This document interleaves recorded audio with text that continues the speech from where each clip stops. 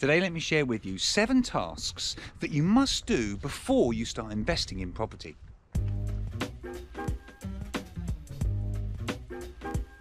Hi, my name is Tony Law from Your First 4 Houses. My channel is all about helping you replace a job-based income with just a handful of investment properties, so you can give up the day job if you wish and go and do something more interesting with your time. If this is your first time here, be sure to subscribe to the channel and click that bell notification icon so that you don't miss out on any of the free content that I give you each and every week.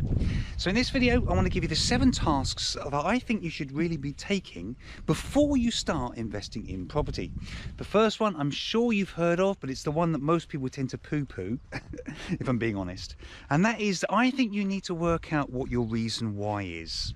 Why is that important? Well, it's because frankly you're going to have to do a whole bunch of tasks over the next few months that in many cases you're not going to want to do, and if you don't have a strong reason why, you won't do them. Next, you want to think in terms of the strategy that you're wanting, that's the good strategy match for you, and your strategy is going to be dependent on where you are geographically, how much money you have to invest, your strengths and weaknesses as a personality, because we've all got them. I've got plenty of weaknesses, I can assure you of that. You also want to think in terms of where you are maybe age-wise as well, because that should, I think, have a bearing on your strategy. And if I can help you with that, maybe book a strategy coaching call. I'll be delighted to help you with that. Once you know what your strategy is, you then need to focus on where there is demand for your strategy.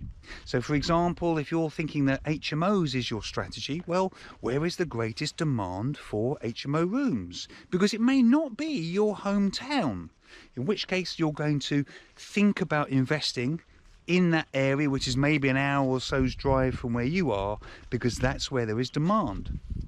Now we want to talk in terms of tax. So this is where you have to bring in a qualified tax advisor, accountant who's property savvy, and they are frankly the only people that you should be taking advice from. So pay the money, go and have a consultancy call with them. Probably at the moment you'll be doing that online or over the phone rather. Pay the money, it'll be one of the best expenses that you ever pay out. Honestly, trust me on that. Now we're going to talk to a mortgage broker, and based on your exacting set of circumstances, work out how much money you can bring to bear to invest in property.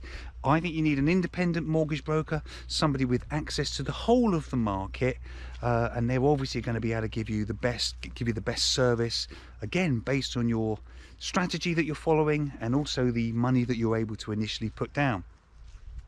Now we need to get a little bit of education. My online property masterclass program, I would encourage you to check that out. It covers so much that honestly will help you get started in property investing. But I'm going to say there are lots of other good trainers out there as well.